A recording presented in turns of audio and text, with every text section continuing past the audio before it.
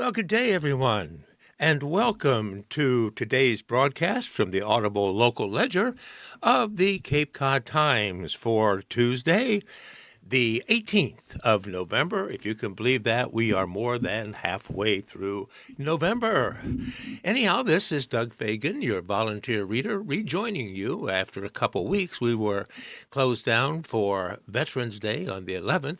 And so I'm glad to be back with you folks today and have the pleasure of reading for you today from the Cape Cod Times. So we will first, as we always do, take a look at the weather. Bright and sunny here at the studios of the Audible Local Ledger in Deer Crossing in Mashpee. And we're going to have a reasonable temperature today throughout the Cape of about 46 degrees as a high, mostly sunny, but with continuing breezy skies and winds in the day. Tonight, we're going to have an overnight low right at the freezing mark. So probably those flowers that are still existing in your house or around your decks and properties will probably suffer tonight. It's going to be clear to partly cloudy with a full moon tonight. We're not too bad temperature-wise throughout the rest of the week, as we're going to be in the mid-40s to even 50 on Friday. But looking specifically at Wednesday, we're going to have a high of 45 degrees tomorrow and a mostly sunny, nice day, an overnight low of 30. So Thursday, mostly cloudy, maybe a peak of sunshine, a high not too bad of 48 degrees, and an overnight low of 34. Okay, Friday, here it comes, cloudy with a bit of rain. At least it won't be the severe rain that we've had the last two sessions, but we're going to have a high in the 50s at 50 degrees on Friday. But as I said, a bit of rain and cloudy all day long. An overnight low 10 degrees warmer than the night before rather, at 44. And then Saturday, to round out the week, we're going to have a high of 49 degrees. Times of clouds and sun, but no rain, and an overnight low of 41 degrees. So every day this week we're going to have mostly sun except for Fridays, so you can plan your week accordingly. Now let's take a look at some of the temperatures around the Cape and the South Shore, starting at Plymouth with 46 degrees. These are high figures that I'm giving you today for temperatures. Buzzards Bay and Wareham, 47 degrees.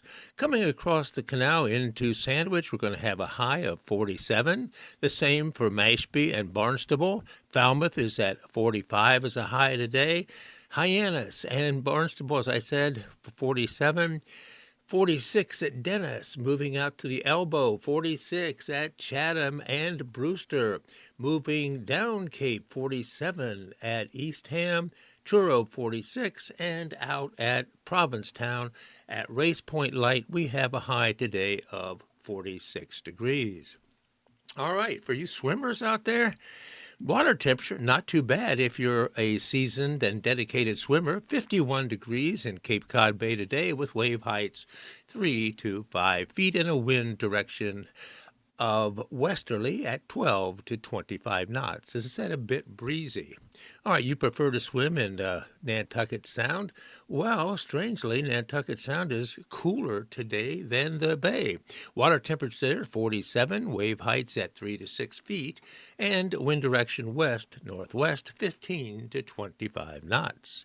Moving out to the islands. First at Martha's Vineyard, we have a high today of 47 at both Oak Bluffs and Edgartown.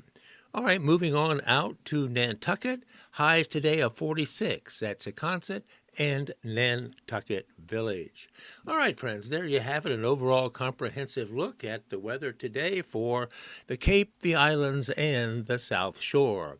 And as I said, mostly sunny for every day this week with moderate temperatures for this type of year, except for Friday when we're going to have a bit of rain. So, as I said, plan accordingly for your tasks, errands, and when you go out and about. All right, friends, let's take a look at the front page of today's Tuesday, the 18th of November, Cape Cod Times. Taking up a good portion of the headline today, it says, Ready, Set, Play. And there's a picture taken from above showing the new Station Avenue Elementary School playground in South Yarmouth. It says it's a beehive of activity after its opening ceremony drew a big crowd on November the 15th. So that's nice that those kids have a great playground. Really a nice looking endeavor out there. And I'm sure it's going to be great fun for many kids for years to come. Now, looking at the headlines, it says here Quincy Senator fights sports betting. So let's see what that article has to say. It's written by Katie Castellani of the State House News Service, and here it is. If Senator John Keenan, that's Keenan, could go back in time, he would take back his vote to legalize sports betting here in the state of Massachusetts. While he can't change the past, Keenan is looking to change the laws and on Thursday explained to colleagues his bill, which is S302, that places guardrails on sports betting to address the harms that can come with that kind of wagering. We unleashed an industry that now promotes betting on just about anything and everything imaginable, and even unimaginable, all over the world, 24 hours a day, every single day, Keenan said at a Committee on Economic Development and Emerging Technologies hearing. I want to publicly apologize to those who've lost the opportunity to sit and watch a game just for the enjoyment of the game. I want to apologize to those who find themselves in the dark spaces of betting addiction, and to those working through recovery, and to their families and friends. I also want to apologize to those who have lost loved ones to suicide because of indebtedness due to gambling issues. Sports betting has taken off in popularity since its launch and is also fueling the state's coffers. The Massachusetts Gaming Commission reported $52.34 million in taxable sports wagering revenue was generated across the 7 mobile online sports wagering licenses and 3 in-person licensees for September. Since sports wagering began in person on January 31st of 2023, the state has collected about, get this, folks, $339.15 million in total taxes and assessments from its licensed sports wagering operations. Gamblers can suffer bankruptcy, divorce, and job loss, the Quincy Democrat said, and the effects can extend to gamblers' friends and families. His Better Health Act prohibits sports betting advertised during television sporting events and bans in-play and proposition bets. Prop bets are wagers on specific occurrences or statistical outcomes within a game that do not directly affect the game's final score or result, and have been at the center of recent scandals among college and professional athletes. For example, betting on who will score the first touchdown of 2 teams involved. Major League Baseball players Luis Ortiz, a starter for the Cleveland Guardians since 2022, sports betting fans have been fundamentally transformed through incredible technology and a lack of effective guardrails into an extremely addictive product, largely targeting young people, especially boys and young men. Sorry for the disjointed part of that. When they mentioned the Cleveland Guardians player, they inserted this other paragraph about sports betting. But now back to Major League Baseball, Luis Ortiz, a starter for the Cleveland Guardians. He was arrested Sunday at Logan Airport over accusations that he notified bettors in advance when he would throw balls during the game to ensure their prop bets were successful, according to the Eastern District of New York U.S. Attorney General's office. Another Guardians player, Emmanuel Clase, was also arrested for allegedly telling bettors when he would throw a ball during a game. That's a ball versus a strike. Both players were indicted on charges of wire fraud, conspiracy, honest services wire fraud conspiracy, conspiracy to influence sporting contest by bribery, and money laundering conspiracy. Former Massachusetts Governor Charlie Baker, now president of the National Collegiate Athletic Association, has also called for a ban on prop bets in college sports. The association said enforcement staff have opened investigations into potential sports betting violations by about 30 current or former men's basketball athletes, and some of those cases have already been resolved. Representative Keenan said the fact that athletes, including some who make millions of dollars a year, have been getting involved in prop bets shows how addictive gambling can be. Nobody is immune, Keenan said. The bill also requires online sports betting companies to double their contributions to the Commonwealth's Public Health Trust Fund and directs the Gaming Commission to work with researchers to study how gambling addiction develops and harm reduction strategies.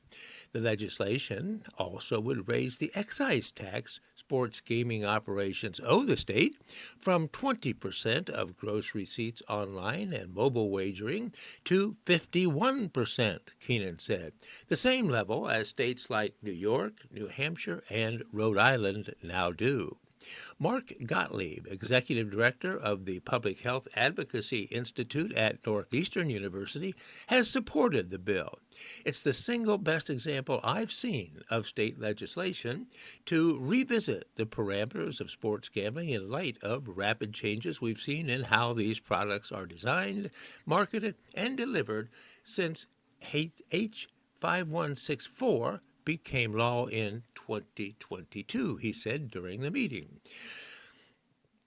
Sports betting relentlessly inundates people with targeted notifications, messages, and advertisements, he said.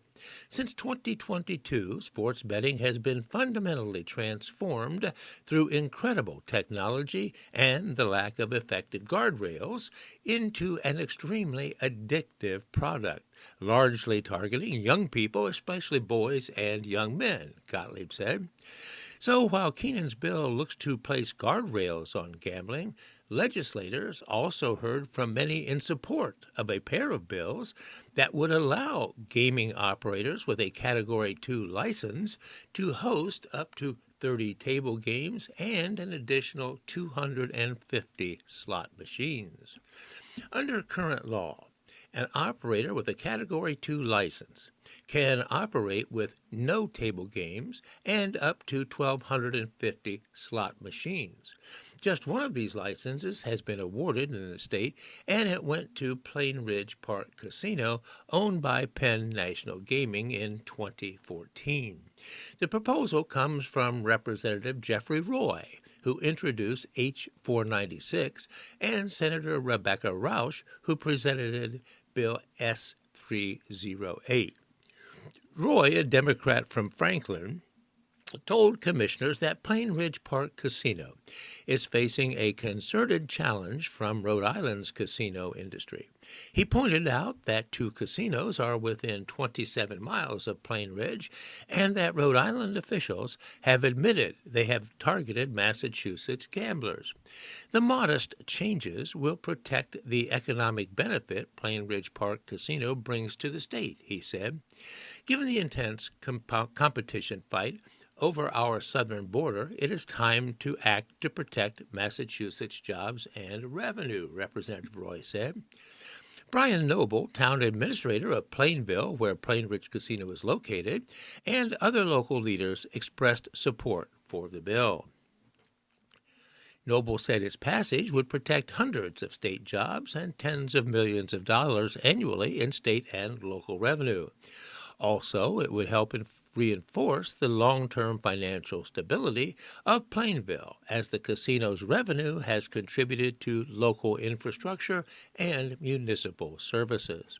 Commissioners also heard testimony on H480, co-sponsored by Representatives Michelle Badger and Kathleen LaNatra, which would allow qualified veterans organizations to apply for a limited gaming license to operate up to 5 on-site video gaming machines.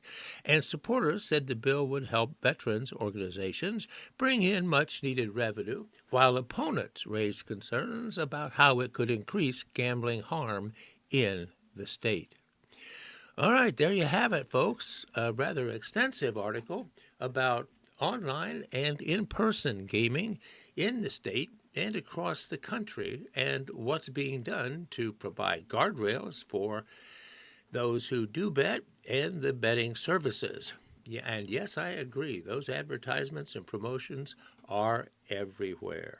All right, moving on, friends. This next article, still on page 1, has a national flavor to it and references the Epstein files, which almost everybody in the country knows has been a primary topic politically for some time now. And this article references that. Its headline says, Trump flips on Epstein file release and now backs the vote.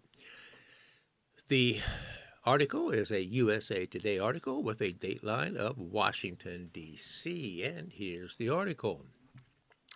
With the House of Representatives all but certain to approve a measure this week that would force the Justice Department to release all of its records on disgraced financier and convicted sex offender Jeffrey Epstein, President Trump had a sudden change of heart.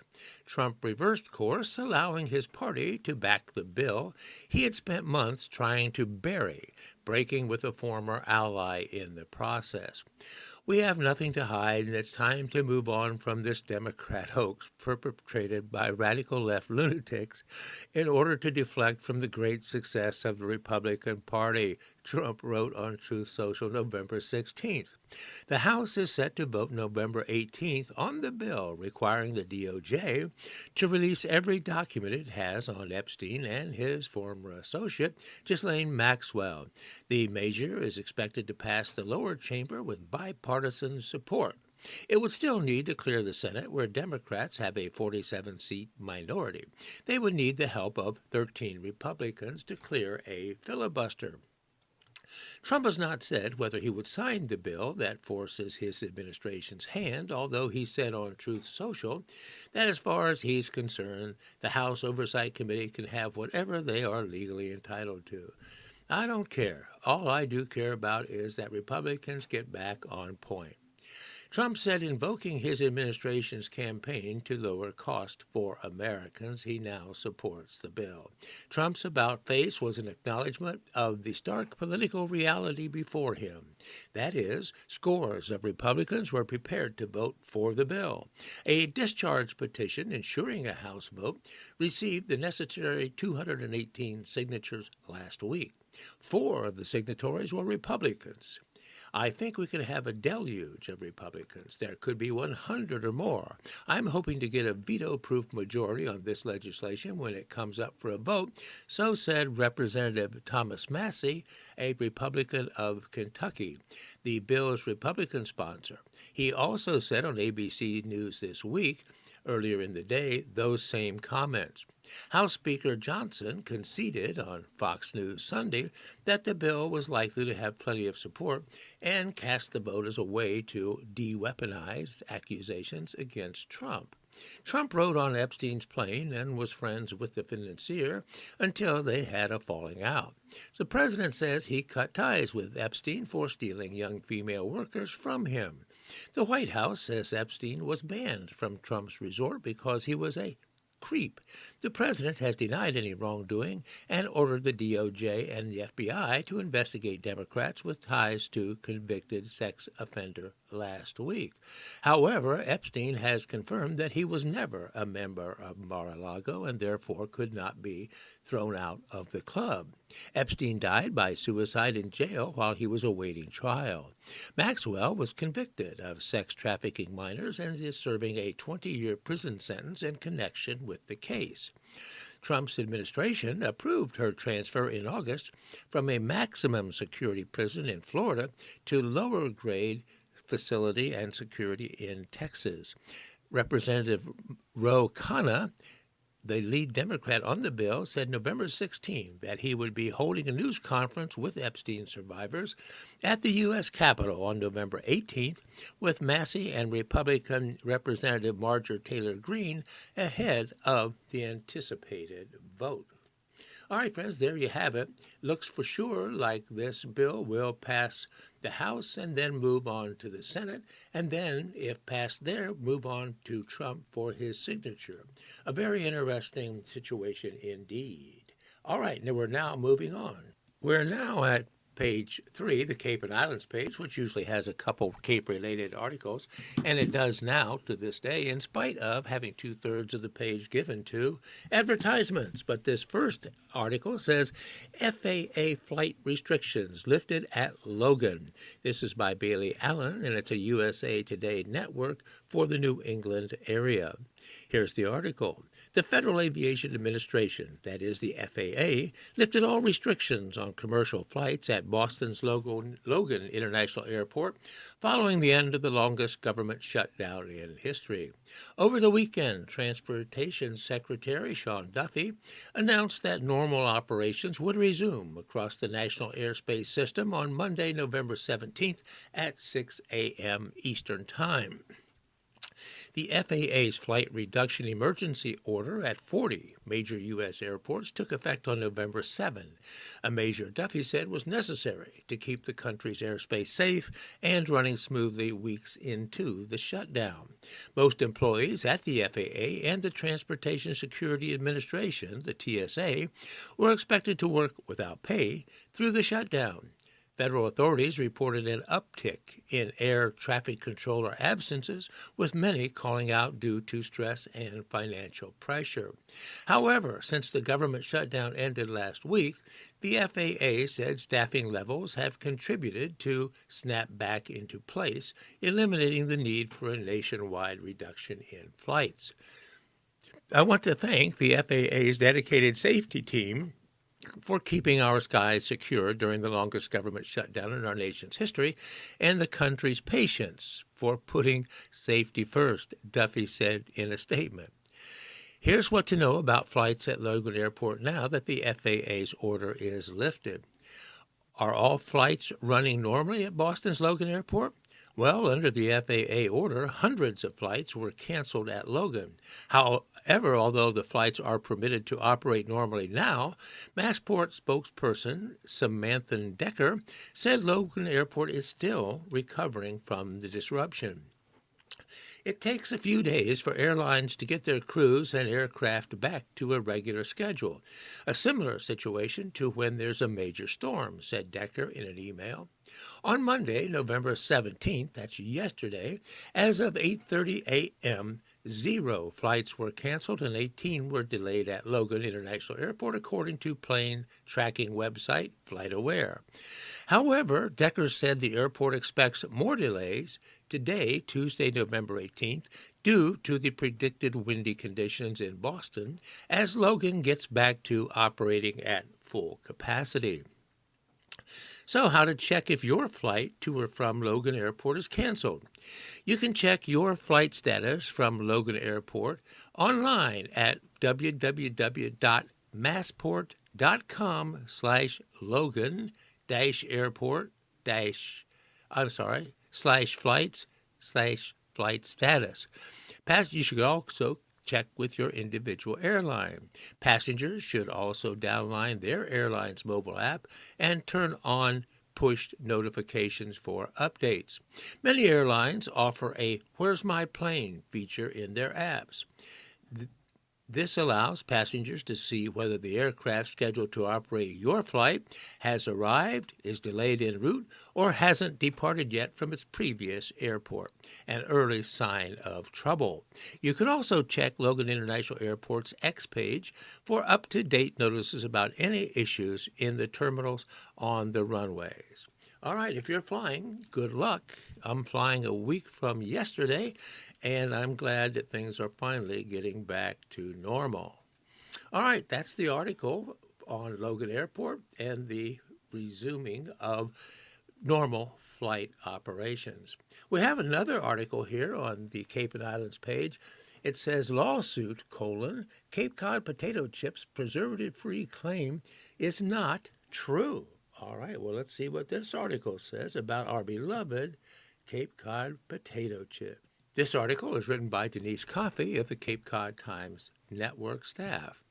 There's an accompanying picture of a bunch of potato chips, Cape Cod potato chips, in a stacked grocery display. And here's the article. The Potato Chip Company, whose bag is known as much by the striking red and white Nauset Light as its claim of no artificial flavors or preservatives, is now under attack. Cape Cod Potato Chips is facing a class action lawsuit that alleges the chips are not preservative-free as advertised. Founded in the year 1980, Cape Cod Potato Chips began as a small operation in downtown Hyannis before moving to a facility on Breeds Hill Road in 1985. The chips made a big splash in the snack food market with their kettle-cooked shape and crunch. Lance, the company, bought Cape Cod Potato Chips in 1999. Lance merged with Snyder's, another big name in the snack market, in 2010. Cape Cod Potato Chips now belongs to the Campbell's Company snack family that includes Lance, Snyder's of Hanover, Pepperidge Farm, Late July, Kettle Brand, and Goldfish. But several lawsuits allege the Campbell's Company, now maker of the salty, crunchy potato chip snack, misled the public by claiming no artificial flavors or preservatives are used in the making of the products. Campbell's has profited as a result of those claims, the lawsuit alleges. Rosalia Ripa filed a class action lawsuit against Campbell's on October the 23rd in New York federal court, alleging violations of state and federal consumer laws. The use of synthetic citric acid in the chips is at the heart of the claim by Ms. Ripa. There is a production facility on Cape Cod for the chips, but there are other places where the chips are made as well. Similarly, in July of 2025, plaintiff Jacqueline Deschaz filed a lawsuit claiming false and misleading statements were made on 11 chip products that alleged to contain either no artificial flavors or preservatives or no artificial colors, flavors, or preservatives. Deschav's lawsuit cites citric acid listed as an ingredient in sea salt and vinegar, sweet and spicy jalapeno, and sweet mesquite barbecue, as well as other flavors, as a preservative used in food products. Furthermore, the claim that no artificial preservatives and flavors are used misleads consumers into buying what they believe to be a healthier product. The company benefits unduly as a result, according to the Deschaz lawsuit. Deschaz filed another lawsuit against Flowers Food in July of 2025, alleging the company misled consumers with claims that they never contain any artificial preservatives, colors, or flavors. According to court records, the products contain ascorbic acid, a preservative commonly used in food products. All right, about the business of potato chips. Well, potato chips are something that Americans obviously love. According to a 2022 article in the Smithsonian Magazine, Americans consume about 1.85 billion pounds of potato chips annually, or around 6.6 pounds per person. The U.S. potato chip market is estimated at $10.5 billion. The U.S. healthy snack market, of which potato chips are a portion, is also booming. It was estimated at $31.9 billion in 2024, according to an industry analysis by Grand View Research. It's grown because of the demand for products without artificial flavors, preservatives, or colors. Market size is expected to reach $54.6 billion by the year 2033. The snack aisle of Stop and Shop on November 13 on Cape Cod displayed potato chip manufacturers from the store brand to craft and specialty brands. While the store's brand of lightly salted potato chips commanded a sale price of $2 for an 8-ounce bag, others cost $5.99 to $5.99 for a 5.2-ounce bag. As one example, Boulder Canyon Avocado oil, malt, vinegar, and sea salt potato chips made by Boulder Canyon Company does not list citric acid as an ingredient on the back of the $5.99 5.2-ounce bag. Cape Cod Kettle cooked 40% less fat potato chips, one of Cape Cod Potato Chips products, cost $5.29 for a 5.25-ounce bag as well. Citric acid was listed as an ingredient for that particular product. Product labeling that boasts no artificial preservatives induce health-conscious consumers to purchase food products that are free from preservative, according to the Shavs lawsuit. The citric acid used in Cape Cod potato chips is synthetically made, according to the lawsuit.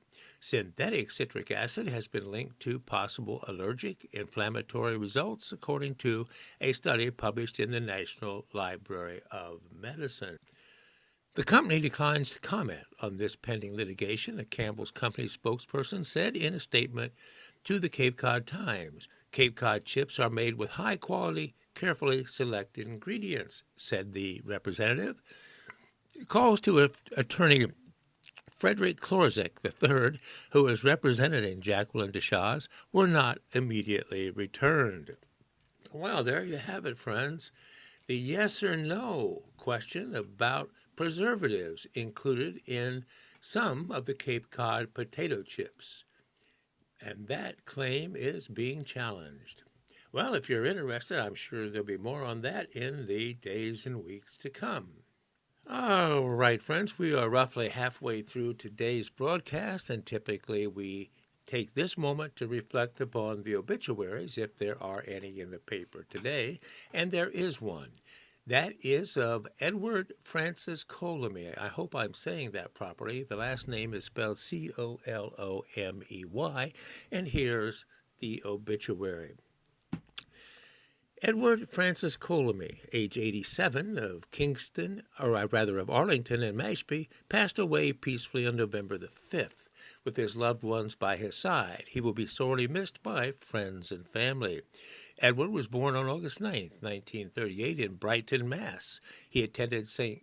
Columbkill High School in Brighton and later Boston College, where he graduated in 1960 with a bachelor's degree in finance. Edwards was a member of the United States Marine Corps Reserve and enjoyed a successful career as a commercial insurance underwriter. While in college, he met the love of his life, Rosemary Colomey, when a close friend set them up on a blind date. Shortly thereafter, they were married and continued loving each other for 51 years until Rosemary's passing in 2012. Edward was known for his good humor and general demeanor.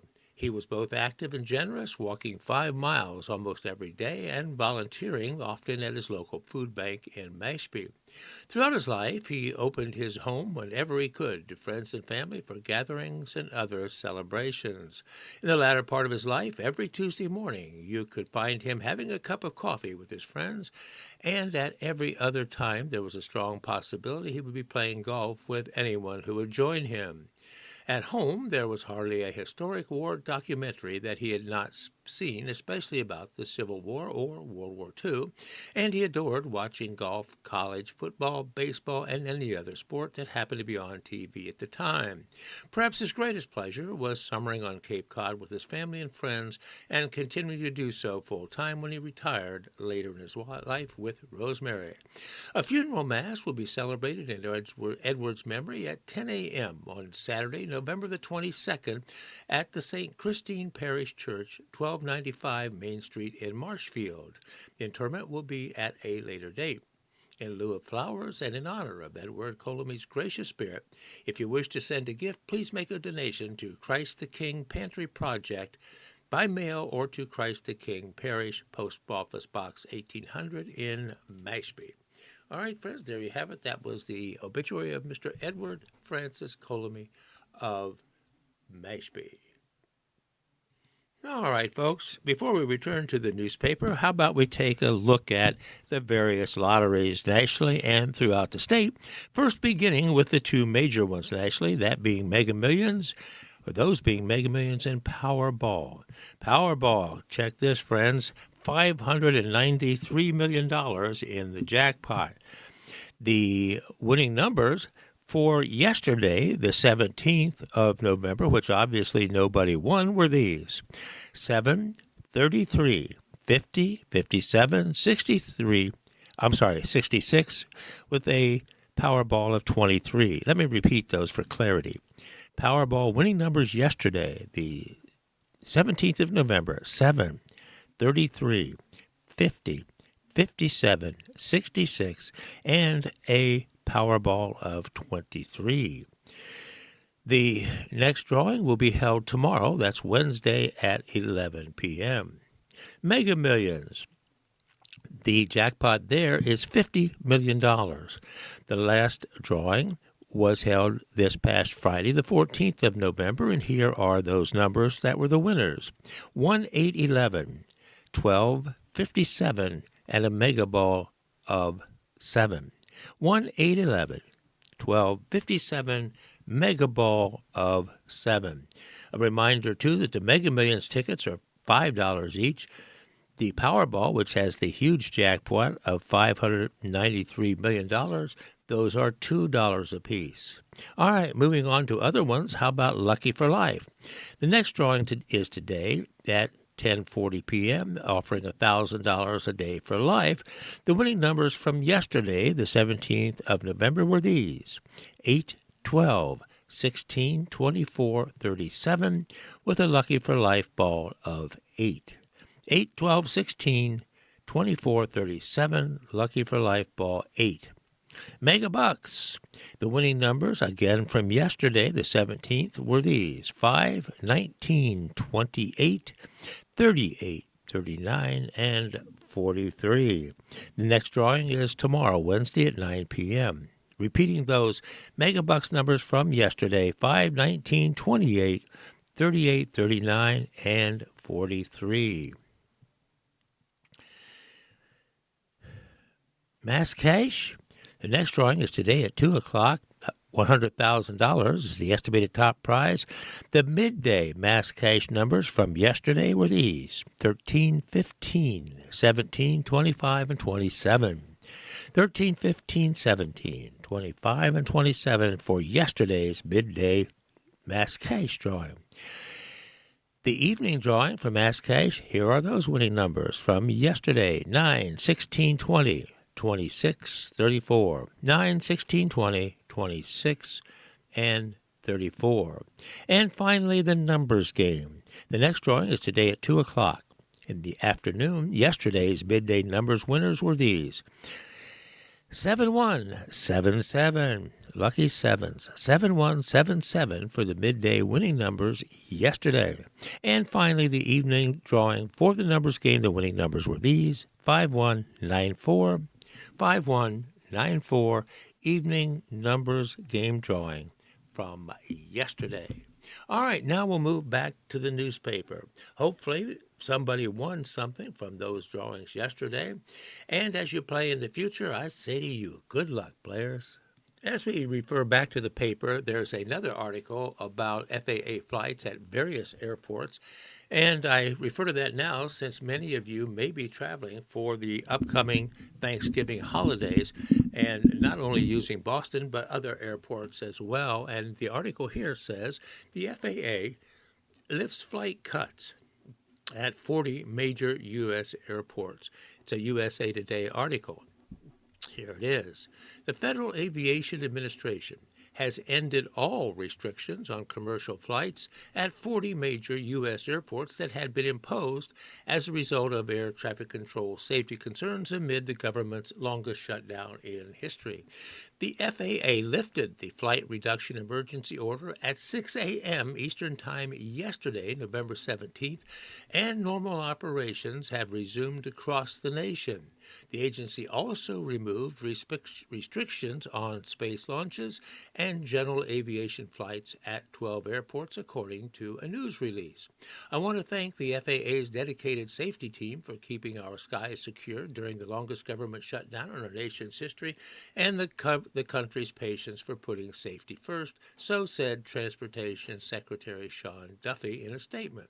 Now we can refocus our efforts on surging controller hiring, building the brand new state-of-the-art air traffic control system the American people deserve.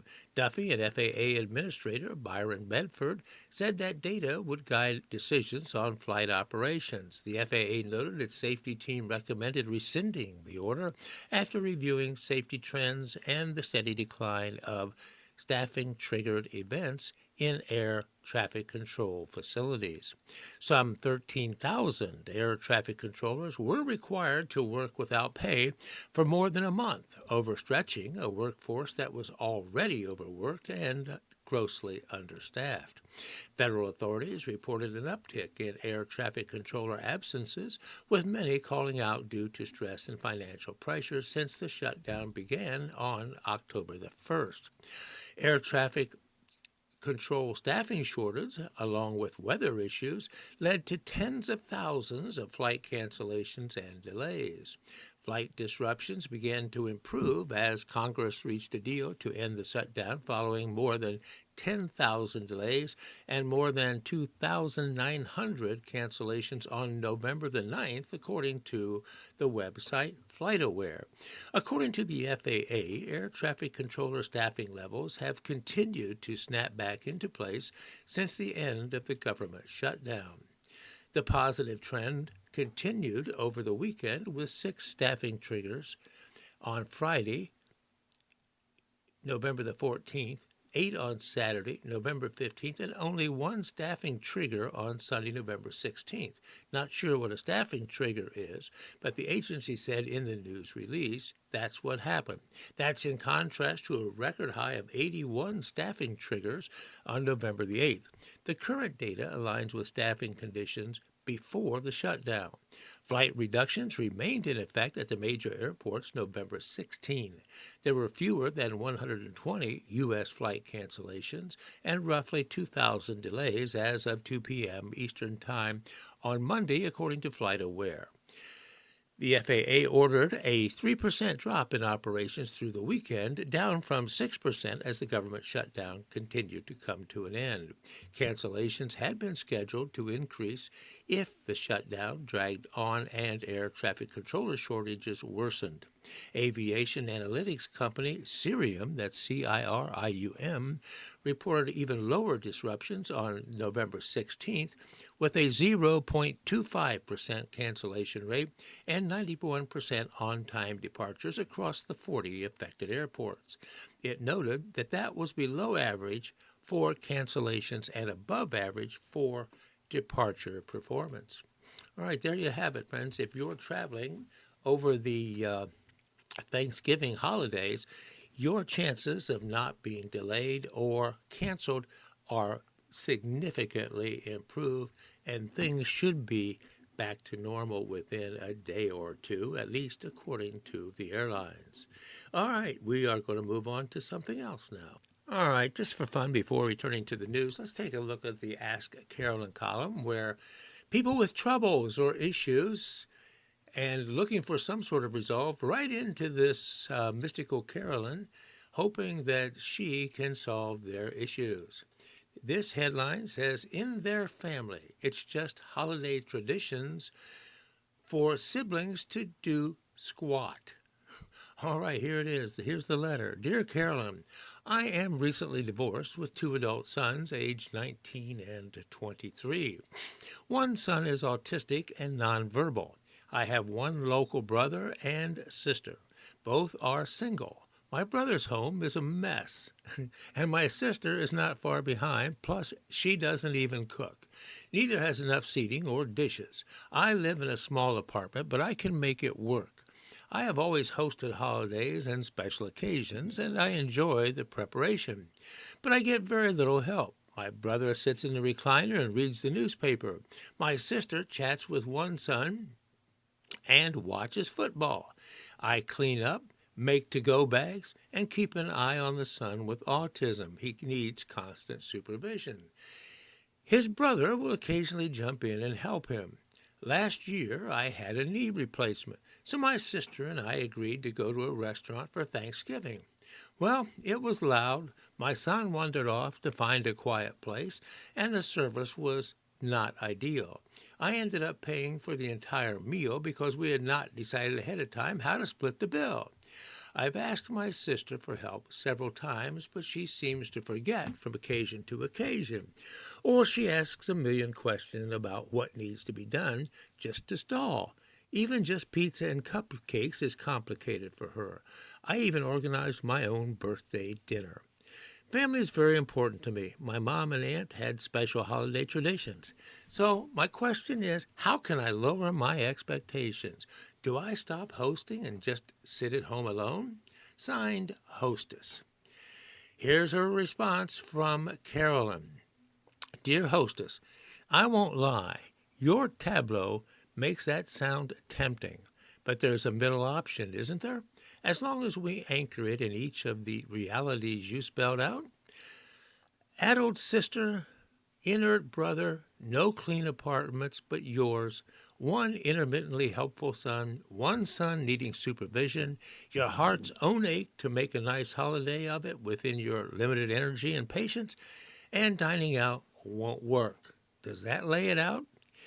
It's connect the dots, but with no preset solution. How about this? First, assign a menu item to your sister for every single occasion at your home, so it isn't complicated, forgettable, or floggable to pulp by questions. She can be the beverage person, dessert person, appetizer person, whatever you trust her to bring ready-made to your apartment, and thereby scratch off your list of to-do things. Next, stop letting the able-grown men off the hook. Recliner bro gets a potluck assignment too. Hold your siblings to this. No filling the gap from what they don't bring.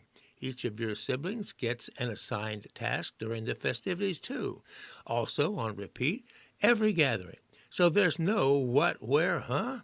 The thing they're actually going to do is being assigned. No help, no feast. I have to delegate the work. Next, for other meal components, do whatever prepping makes you happy. Pre-cook what you can, skip or cheat on some courses, or order the whole damn thing pre-made, quitting on everything but togetherness. Does that seem like a plan?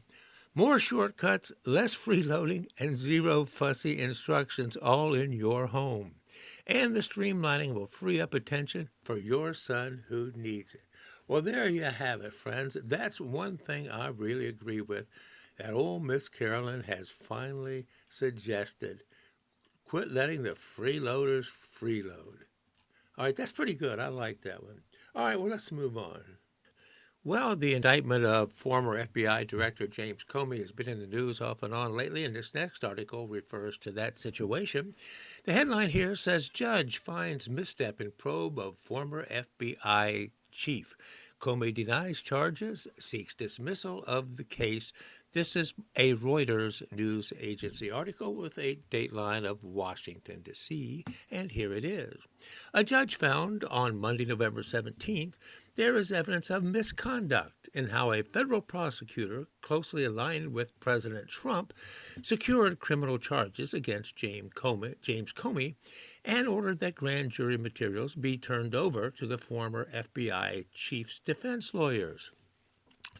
U.S. Magistrate Judge William Fitzpatrick in Alexandria, Virginia, found that Lindsay Halligan, the Trump-appointed U.S. attorney leading the case, may have made significant legal errors in presenting evidence and instructing grand jurors who were weighing whether to charge Comey, mistakes that could have and likely did taint the case.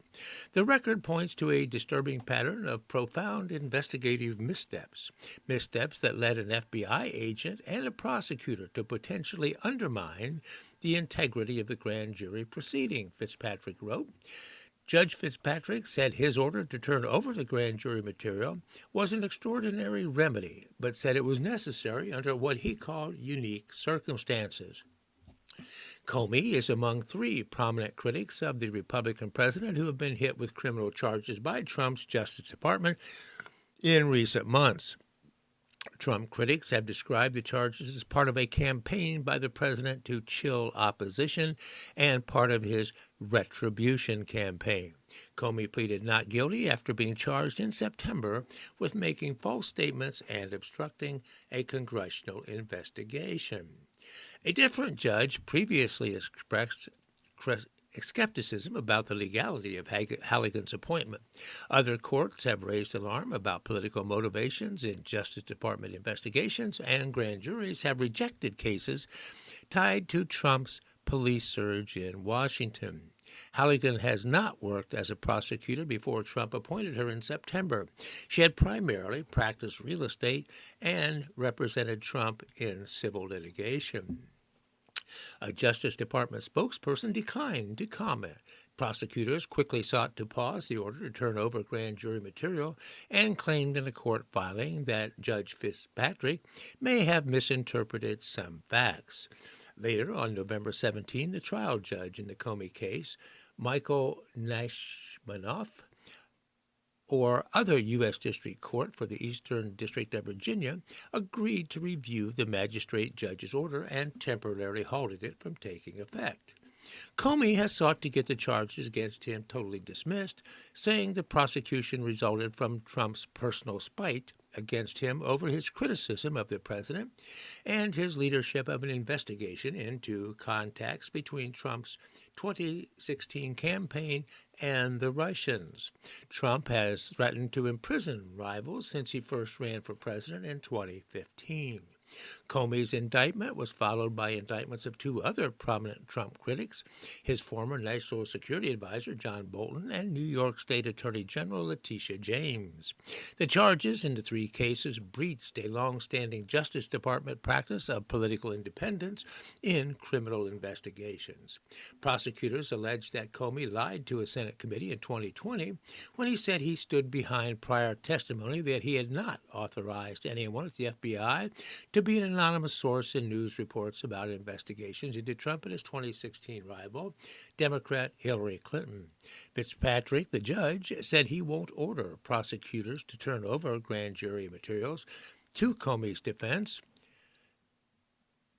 for use in a potential future legal motion to have the charges dismissed. Patrick said he would order prosecutors to turn over grand jury materials to Comey's defense lawyers. Grand jury materials are typically protected by strict secrecy rules. Judge Fitzpatrick acknowledged that disclosure to the defense was an extraordinary remedy, but found that Comey had shown a specific need for the records. The court finds the record in this case requires the full disclosure of grand jury materials, he wrote. In so finding, the court recognizes this is an extraordinary remedy, but given the factual-based challenges the defense has raised to the government's conduct and the prospect that government misconduct may have tainted the grand jury proceedings, disclosure of grand jury materials under these unique circumstances is necessary to fully protect the rights of the accused.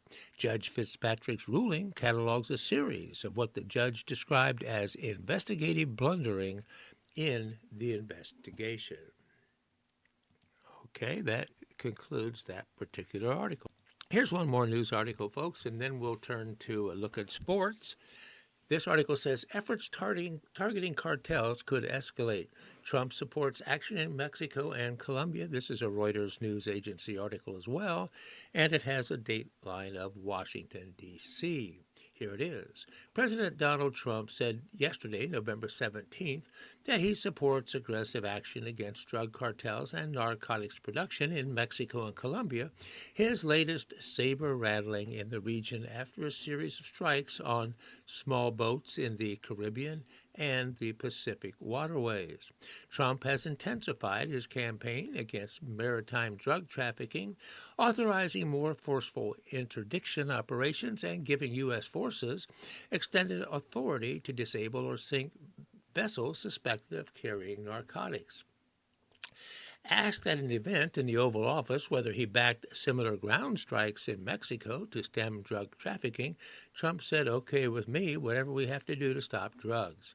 Meanwhile, he stopped short of announcing any direct U.S. military intervention, and he later raised the prospect of targeting cocaine laboratories in Colombia. "Would I knock out those factories? I would be proud to do it personally," Trump said. I didn't say I'm going to do it, but I would be proud to do it because we're going to save millions of lives. Trump's comments are in contrast to remarks by Secretary of State Marco Rubio, who last week said there would be no U.S. military intervention in Mexico and that cooperation between the two countries was at an all-time high. We're not going to take unilateral action or go in and send American forces into Mexico, but we can help them with equipment, with training, with intelligence sharing, with all kinds of things that we could do if they asked for it, Rubio said to reporters in Canada. Mexican President Claudia Sheinbaum, who has repeatedly boasted about good relations with Trump and his administration, denied earlier this month that any unilateral U.S. military action would take place following reports the United States has begun detailed planning for a new anti-cartel mission inside the country, including sending troops and intelligence officers to Mexico. Trump and Colombian President Gustavo Petro have traded barbs over drug enforcement strategy. In October, the U.S. imposed sanctions on Petro following Trump's accusation that he's refused to stop the flow of cocaine into the United States. Last week, Petro ordered Colombian public security forces to suspend intelligence sharing with U.S. intelligence agencies until Washington stops attacking boats in the Caribbean. Spokesperson for Sheinbaum, the Mexican president, and Petro did not immediately respond to requests for comment. Okay, now we're going to take a quick look at sports. For those of you interested in college football, which I suppose are quite a few, tonight ESPN will host another broadcast show highlighting the top 12 teams that would be eligible, at least at this point, for the college football playoffs. Right now, here are the rankings before going to the committee's report tonight. Number 1, the mighty Buckeyes of Ohio State, who have a record of 10 wins and no losses. Number 2, Indiana, 11-0 at this point, and also representing the Big Ten Conference. Number 3, Texas A&M. 4, Alabama. That will probably change since they recently lost this past weekend to Oklahoma. 5, Georgia. 6, Texas Tech. 7, Mississippi. 8, Oregon. 9, Notre Dame.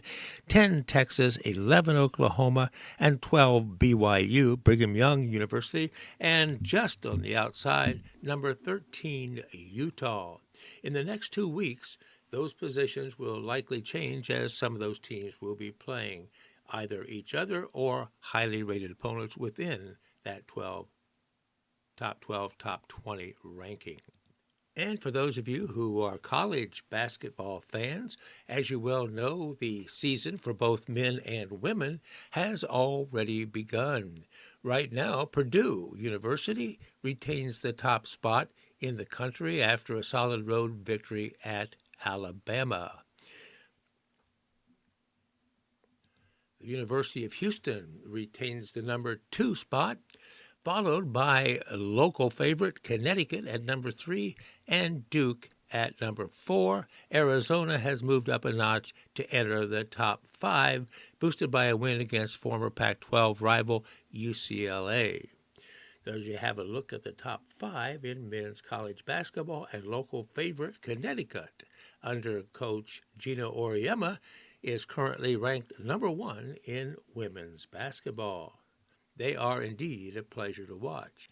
Well, as we leave today's broadcast, I'd like to leave you with a couple quotes about the upcoming Thanksgiving holiday. Here's one. Thanksgiving is a time to give, a time to love, and a time to reflect on the things that matter most in life. That's by Danielle Duckery. And finally, family and friends are the true treasures of Thanksgiving, author unknown. Well, I'll have one more broadcast for you, I think, before Thanksgiving. So until then, I let you know that this is Doug Fagan, your volunteer reader, coming to you today from the studios of the Audible Local Ledger here in Mashpee. I'd like to thank you for your time in listening to you. It's been my pleasure, listening to me, it's been my pleasure to read for you, and I look forward to doing so every Tuesday in the near future. So, until we meet again, so long for now, stay healthy and happy.